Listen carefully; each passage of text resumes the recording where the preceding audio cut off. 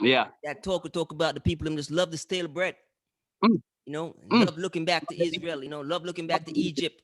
Yep. So we're like, I don't know who said the sermon. I don't know who, I don't care who said the sermon. The sermon Hmm. could be a repeat from 3 years ago. Yes, sir. It could be an overnight stale bread. Mm. We're here in the present. Yes, sir. Is Ever present God. anybody is anybody gonna allow the spirit of God to move freely in the present moment? No room for cream. So once, thank God, the spirits that move on, receive that word, and we're like, you know what I'm saying? Yes, Stop sir. bringing, stop bringing that old stuff, you know. You Mm. straight. Stop bringing that old stuff and that stale bread in, you know.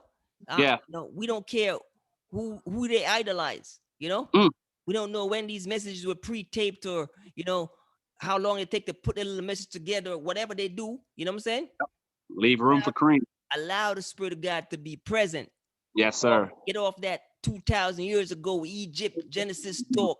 You know, God Yes, is sir. very present. God is Very here. You know what present. I'm saying? So, Very present. you know, God did his thing, man, and you know, showed up and showed out as usual, the spirit of the Lord and so the present God. And really the spirit of God is just really just really beating that through me to pass it on to Yeah. people, you know, present God. And before the word could come out of my mouth, they start to go back to Egypt again. Gotcha. Even though we give them the whole principle of the Egyptian people, and they in Egypt they're in slavery. Yeah. God take them out. They're free in the wilderness, Hmm. and every talk they talk is to want to go back to Egypt, reminisce about Egypt, Yep. reminisce about what they were eating back in Egypt.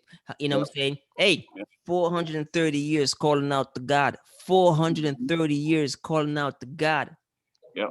and they get delivered, right? Mm. And all they can do is reminisce about Egypt. But what you Yep. a bigger picture is the spirit we're talking about. Yep.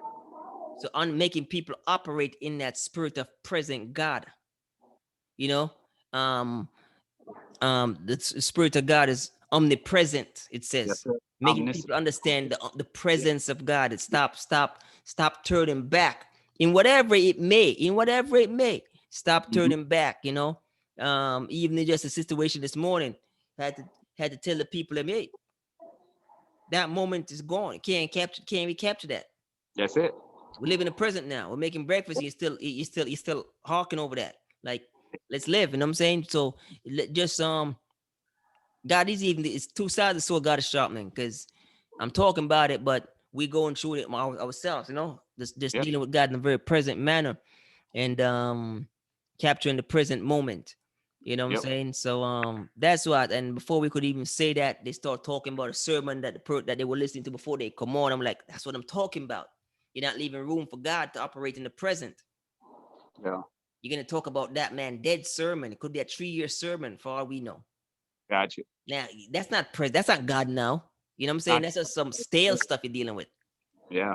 You know what I'm saying? So it's just mastering that, you know, the presence of God. But then again, and then I had to tell them about the trust it takes too, the relationship and the building Hmm. and the growth of the spirit, Yep. you know, and that's why you have so much people pre-organize a sermon and this and Yep. that and this because they don't leave room for the Lord No and room. they don't trust the Holy Spirit to speak through them and give them a word in the moment of time. It's that Mhm. it's that intimate trust, like okay, and it's sufficient and it will be sufficient. Yes, sir. Yeah, yeah, yeah. That's for sure. You know, so